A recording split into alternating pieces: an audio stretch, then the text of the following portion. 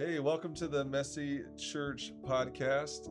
We have a special guest here with us today, Ansley Tilson. What grade are you going into, Ansley?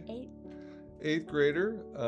One of the most recent people at Cornerstone Church to get baptized, and she's just full of life and joy. And so we're just going to have just a quick conversation with Ansley on how do teenagers stay in love with Jesus? How do teenagers stay in love with Jesus? She did a little dance when Matt asked the question.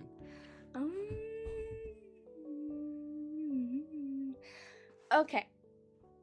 So one thing is I like to read, is it Psalms or Proverbs? I think it's Proverbs, because that's a very good book of wisdom. I try and read it every morning. Sometimes I fail because I'm busy and I get distracted by like school and then getting ready for the day because I'm busy, man. Yeah, you are. Yeah, so one thing that you're saying that there's, as you're growing up, you're a teenager, you're not an adult yet, so you're not a girl, but you're not a woman. You're on this journey. Yeah, I'm in the middle. Yeah, so even like just the reality of growing up and learning responsibility, that's part of... That's really hard. That's part of those, being able to manage that is part of the journey of kind of feeding your soul. Yeah, I think like one thing I have a hard time with, but I'll look back and I'll realize like, oh, this was really good for me and my faith. It was like when he gives me tests, like instead of going around the storm lately, I've been trying to go through the storm and keep faith through the storm instead of going around it, so I don't have to test my faith. And that's one thing I've been trying to do lately. So I thought that was really thoughtful image of, I need to go through the storm. What does it look like to go through the storm, keeping your eyes on Jesus? I feel like it depends on the test that he's sending my way. Like there's one that I was going through where it was just like I was just having a hard time really like staying focused or finding like love in things, and I would just get so annoyed so easily. And like I would go through with that and it would be hard and I would get like easily ticked off, but the more I like calmed myself and practiced like my patience and being calmer, the more better like I'm better at that now. Well, sometimes. Sometimes I still have that problem, but that's a work in progress, you know. But then there's like one that I'm going through with right now where this is one is really hard for me. My great grandma has an infection and it's like the cancer, she has 4 cancers. The chemo like helps with one thing, but then it like damages the other. And like now her organs are slowly like trying to shut down, and she watched her mom, my great grandma, like struggle trying to stay like alive, even though it was like more so her time to go. And she said she didn't want to do that because she saw how much pain it put her mom through. So she said, when it's my time to go, just let me go. And that's like hard for me because we were going to go see her, and she lives out in Colorado. So this is a storm, right? This is a storm of faith. This is a big storm of faith. Like, what about as a young lady? Like, how does praying to God help you in the storm? Or what does praying look like for you as you try to... I feel like comforted. So I'm interested, like even practically, are you a get up in the morning and pray kind of girl? Are you I try to pray and give God my anxieties before I go to bed at night? I do both. I try to do both. Sometimes I like miss one, and then I will like I'll bring it all to him and I'll like apologize, like, hey, I did mean to pray. I'm working on praying more often every morning and every night and getting that more better hammered into my routine, because it's kind of like a loose nail. It's not fully in. Like it's like a loose nail, and I want to get it into like a strong, secure nail in my routine instead of like a loose one. Yeah. That's just kind of hanging on. Kind of the bigger question I asked at the beginning is like, how does a teenager stay in love with Jesus? Talk to me about the role your mom and dad have played over the last maybe year or so, helping you grow as a disciple and follower of Jesus. What role do your mom and dad play? Me and my dad, like, I'll be reading this thing in the Bible. I'll come to him with like a question, and we'll get into like a really good like we'll get really deep into the theology, and that gives me more questions. And then like he'll ask me questions, and I'll think really hard and get like into these really like deep theological questions. A lot, he says. And then like my mom is just kind of like the comforting one. She's the one who like really helps me in it. Mm-hmm. She gives me an example of like what growing up into like a good woman would like look like. She gives me like a really good example of growing up into a good woman of faith looks like. And my dad shows me like he just helps me go better into my faith. Yeah. That's beautiful. So your parents are helping you. Your kind of your own prayer life and being in the Word, reading the Proverbs, looking for God's wisdom. Mm-hmm. How has Cornerstone Church, whether it's the youth ministry or what we do together on Sunday morning, how does that help a teenager stay in love with Jesus? Oh, all of that's helped me so much. I've become like less angry. I've started problems less. Like I used to be a very, very naughty child. I'm saying this and laughing about it, but it was true. I was naughty. I did not believe in rules, and now like church has like helped me understand that better, and like I know like who made me and where I came from and how much he loves me no matter like what. And like there's like he'll always like forgive. He has doesn't something in the Bible say like he has like a long nose of patience or something like that? Yes. So I thought I heard something like that before. Yeah. He's slow to get angry is what that means. Mhm. Yeah. How about when you think about, and so some of the people, they don't know what we do on Wednesday nights. How about what's one or two of the maybe the most meaningful aspects of when you're gathering with fellow students and with our volunteer youth team?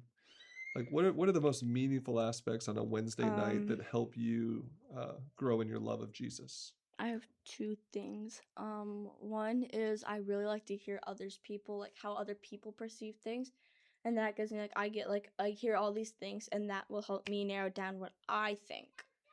Mm-hmm. And like I like to hear that. It's just so interesting to hear what other people think. And the music hits me hard, and I like get real into it. Yeah, you I do. It's fun.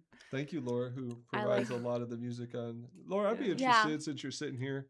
When you think about preparing to bring music to the gathering with students on Wednesday night, what are some of the things that you're prioritizing that you're like, I want these young people to learn to worship God in song? Mm-hmm. What are some of the things on your mind when you're preparing to work with students, particularly in the area of music? Yeah, a lot of weeks I will try to find at least one song that kind of fits with what we're talking about, to kind of set a context for that and help prepare kids' hearts. And Sorry. you're good.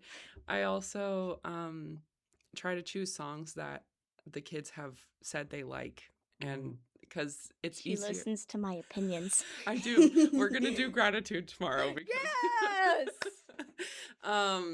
So I try to choose at least one that's more like I know they're gonna like singing. And then some of our kids actually love hymns too, which is really exciting. And I think that's just good for the youth to sing theological truth in I like hymns. the hymns where it's like these people like the guy starts singing one verse and then the girl sing the other verse, like the girls sing like the other part. I like because I always think it's so cool when like you hear like this voice and you hear this voice and it kind of like all blends in together into one like beautiful song. Harmony. Yeah, that's harmony. That's the word. Yeah. So how about same question now? When our church family gathers on Sunday morning and we're here to worship the Lord as a church family, all the generations, the gray hairs, the no hairs, the no hairs. Yeah, well, that's true. We got no-haired babies and no-haired elders. I was a bald baby till I was one. The elder in question shall remain nameless. But, oh boy. I would Middle-aged people. Middle-aged people like me, right? Yeah. I'll take middle-aged. How about seriously? When you think about the Lord's Day, what is? I mean, we want our students, our teenagers, we want them to know they're part of the church family, that they bring value, Mhm. but also we want to make sure that we're intentionally making sure they're encouraged and fed with us as the greater body of Christ. So I'm just interested from your own perspective. You come on Sunday morning, most weeks, like what helps We only you? don't come if like my parents or me are sick. Yeah, but So we don't what want. is helpful for you on this anymore? What helps you stay in love with Jesus? Ooh. There's so much. Like, I'm just gonna like, cause like, so when I first started and I went to Sunday school the first time, I didn't understand a single thing. I'd only been here for like 2 weeks. I had no clue. I didn't understand anything. I was like, I just know the Bible's a book, and we're talking about Jesus in some way. And like, I didn't really understand any of it at first. And then I go to Miss Cooley's class, which was the wrong class. I was in 6th grade, not 5th grade. But I was just following Charity around. I made friends with Charity. I was just following her around, to be honest. Which, thank you, Charity. But like, I like met Miss Cooley, and she was like after I got baptized, and then like after like VBS, and she noticed I volunteered. Like, she's like a person who like helped me like understand a little better, and then I started to understand what you were saying, and then you like everything else just started to make more sense and click. So like Miss Cooley really helped me, where she was like, a really cool thing she said to me last was she liked to see how I went from this kid who had no clue what was going on but wanted to know, to someone who's now all of a sudden super involved in the church, and their faith grew like really, like my faith has grown Mm. really strong from compared to last year, where I had almost no clue what was going on. Yeah. I actually think that that's I don't know who's going to listen to this podcast. I have no clue either. um, Maybe my mom.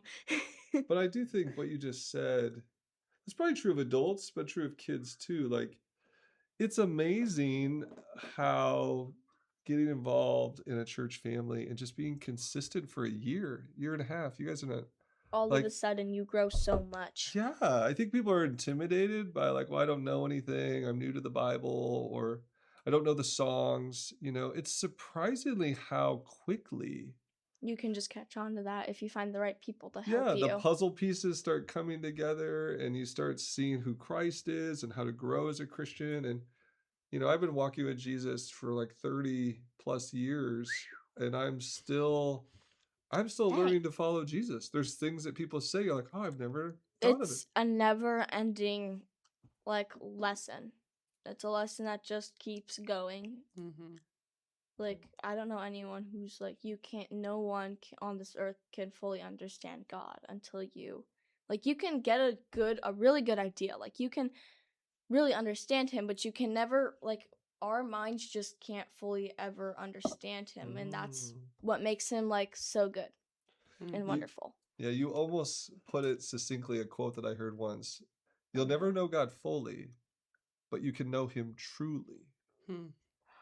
I'm not talking nonsense.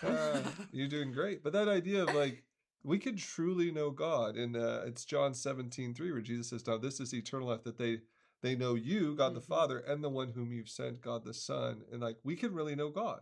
Mm-hmm. And so even though we're not going to like fully comprehend God, if we could, then like that'd probably make us God and not him. Yeah. But I love like, are you 13? Mm-hmm. Right? That at 13, you can know God truly. Yeah. You don't have to be 23. You don't have to be 6. Like, you can know God truly. And that Jesus. You don't have to be in it for like 30, 40 plus years. You can only be in it for like a year or two to truly understand him. You just got to put a lot of time and effort into it. Yeah. Well, I'll let Laura, I got a question for Laura, then I'll close. Laura, how has Ansley been an encouragement to your spiritual journey as you've got to know her over the last year? How has she encouraged you? Wait, what? Yeah, you can encourage me too. Because I feel like sometimes students forget that. Yes, older people want to help students fall in love with Jesus, because but there's something for us when we see younger people come alive to what God is doing in their lives and in the world. So for you, Laura, what's been encouraging for you to see in Ansley's life, that you've been with her on Wednesday nights and also on Sunday mornings? And I go to at her in Youth for prayer. Christ. I go to her in prayer. Yes, that is something that I would say has been encouraging to me, that like Ainsley, you see in your life that you need Help. help, you need prayer, and also not trying to do it yourself. Yeah, Like, I feel like more willing now. I used to just Mhm. try and like hide it and bottle it up, and then that would be Mhm. really bad because one random day I would just burst. Yeah.